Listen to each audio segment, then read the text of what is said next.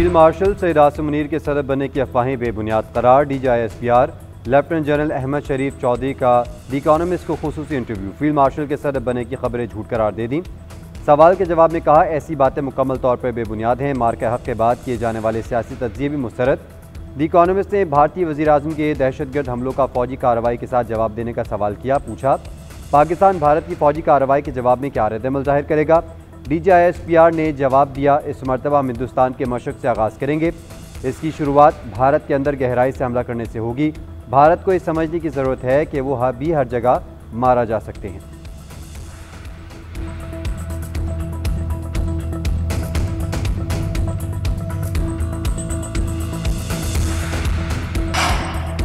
इस्लामाबाद और रावलपिंडी में मूसलाधार बारिश से नशेबी इलाके ज़ेरियाब।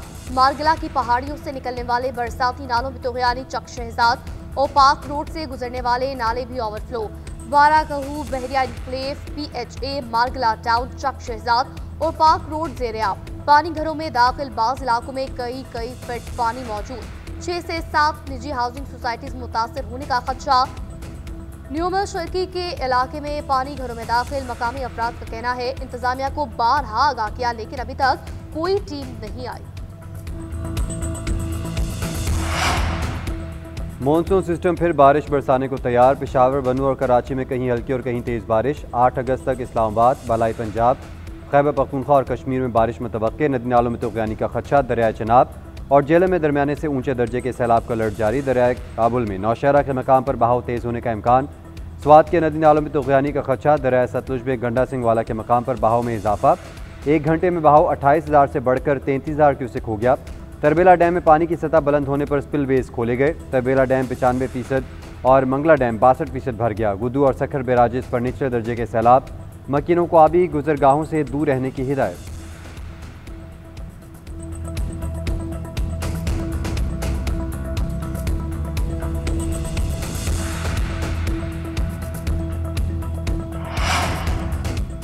लाहौर के इलाके शादरा में लोहे का बोर्ड उतारते हुए करंट लगने से 4 अफराद जान बहक। रेस्क्यू के मुताबिक लोहे का बोर्ड उतारते वक्त बिजली की तारों को छू गया। बोर्ड और इमारत में करंट आने से 4 अफराद मौके पर दम तोड़ गए। शनाख्त अवैस, नदीम, नुमान और रशीद के नामों से हुई। एनी शाहिदीन का कहना था पैरा फोर्स ने दुकान पर लगे बोर्ड उतारने का कहा था। FIR के खौफ से दुकानदार अपनी मददात के तहत बोर्ड उतार रहे थे। रूस से तेल खरीदने वाले ममालिक पर पाबंदियां लगाने का ऐलान। अमरीकी सदर आज इजाफी टैरिफ आयद करेंगे। डोनाल्ड ट्रंप ने कहा, भारत पर मौजूदा 25% टैरिफ में इजाफा किया जाएगा। भारत अच्छा तजारती शराकतदार नहीं, इंतबा के बावजूद रूस से तेल खरीद रहा है। भारत को कोई परवाह नहीं कि यूक्रेन में रूसी फौज के हाथों कितने लोग मारे जा रहे हैं। अगर तवानाई की कीमतें कम हो जाएँ तो पुतिन लोगों को मारना बंद कर देंगे। माहिरीन का कहना है अमरीकी टैरिफ बढ़ने से भारतीय महसूलात और बरामदात को धचका लगेगा। भारतीय GDP 6.5 से कम होकर 6.2% पर आ सकती है। भारतीय स्टॉक मार्केट पहले ही मनफी में है। टैरिफ बढ़ने से संगीन मुआशी बदहाली का शिकार हो जाएगा। भारत चीन और वियतनाम से पीछे चला जाएगा। उधर स्टीव विटकॉफ आज मॉस्को में रूसी क़यादत से मुलाकात करेंगे।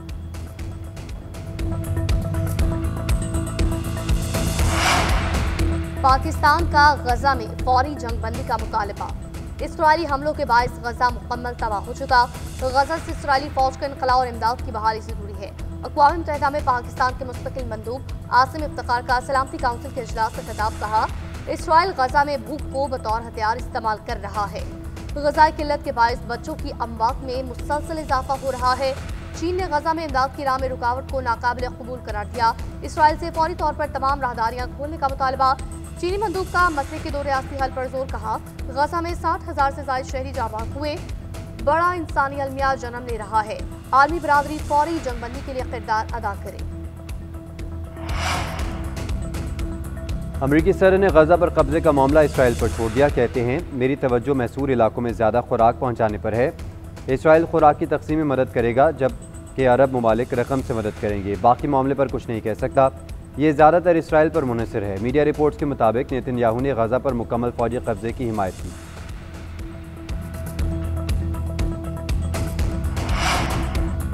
पाक सरजमीन को ब्यूरोक्रेसी नापाक कर रही है। मुल्क की आधी से जायद ब्यूरोक्रेसी पुर्तगाल में जायदादें खरीद चुकी, शहरियत लेने की तैयारियां कर रही है। वज़ीर दिफा ख्वाजा आसिफ का एक्स पर बयान लिखा, प्रॉपर्टी लेने और शहरियत की तैयारी करने वालों में नामी ग्रामी ब्यूरोक्रेट्स भी शामिल है। सियासतदान तो इनका बचा कुचा खाते हैं, ना प्लॉट ना गैर मुल्की शहरियत, क्योंकि इलेक्शन जो लड़ना होता है।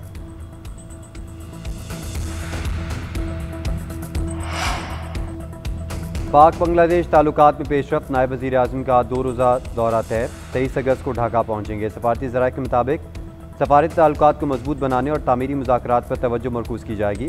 अहम आलमी और इलाकाई अमूर पर गौर किया जाएगा। खित्ते की मौजूदा सूरत हाल के तनाजुर में पाक बांग्लादेश ताल्लुकात को स्ट्रेटेजिक शराकतदारी में बदलने पर बात होगी।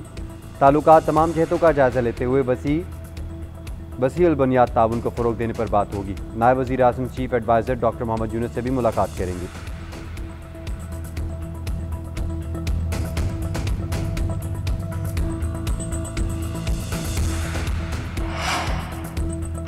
तहरीक इंसाफ के अपोजिशन लीडर सेनेट और कौमी असम्बली से आउट। 9 मई केसेस में सजा पाने वाले मजीद 9 अरकान असम्बली नाअहल करार। 1 सेनेटर, 5 अरकान कौमी असम्बली और 3 अरकान पंजाब असम्बली शामिल। रुकन कौमी असम्बली साहिबजादा हामिद रजा, जरताज गुल, राय हैदर अली और राय हसन नवाज की नशिस्तें खाली करार। मेंबर पंजाब असम्बली अंसर इकबाल, जुनेद अफजल साही और राय मोहम्मद मुर्तजा भी असम्बली नशिस्तों से महरूम। तमाम अरकान को 63(1)H के तहत नाअहल करार दिया गया। उधर 40 दिन गैर हाजिरी पर शेख वकास अकरम की नशिस्त खाली करार देने की तहरीक पेश कर दी गई।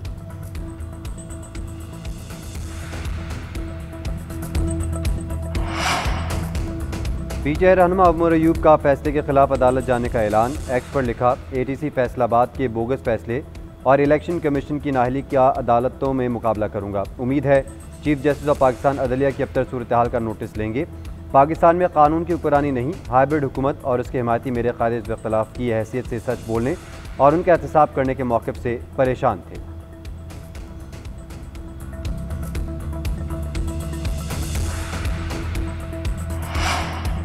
पेशावर में नामालूम मोटरसाइकिल सवार मुल्ज़िमान की कार पर फायरिंग, मछली गेट पुलिस चौकी के इंचार्ज इन्वेस्टिगेशन समेत 3 अफराद जाँ बहाल, लाशें अस्पताल मुंतकिल। पुलिस के मुताबिक फायरिंग का वाक़या वर्सिक रोड पर पेश आया। फायरिंग के बाद मुल्ज़िमान फरार, तलाश जारी।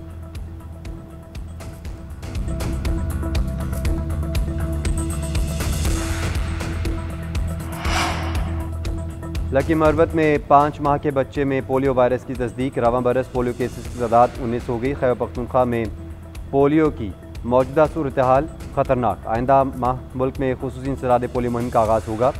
जनूबी खैबर पख्तूनख्वा पर खुसूसी तवज्जो दी जाएगी।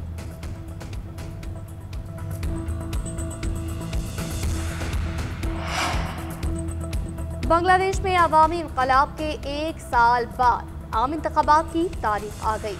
निगरान हुकूमत का फरवरी 2026 में इलेक्शन कराने का ऐलान। अबूरी हुकूमत के सरबराह मोहम्मद यूनुस का हसीना वाजिद हुकूमत के खात्मे का 1 साल मुकम्मल होने पर खिताब। कहा, इलेक्शन कमीशन अगले साल इंतखाबात कराएगा। इलेक्शन के बाद अबूरी हुकूमत इक़्तिदार मुंतखब नुमाइंदों के हवाले करेगी। निगरान हुकूमत की जानिब से चीफ इलेक्शन कमिश्नर को खत लिखूंगा। हम सब कल से ज़हनी तौर पर तैयारियों का आगाज कर रहे हैं।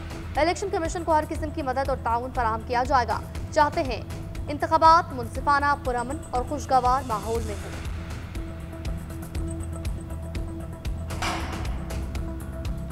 भारतीय रियासत उत्तराखंड में क्लाउड बर्स्ट से खौफनाक तबाही। मिट्टी और पानी का रेला बड़ी बड़ी इमारतों को बहा ले गया।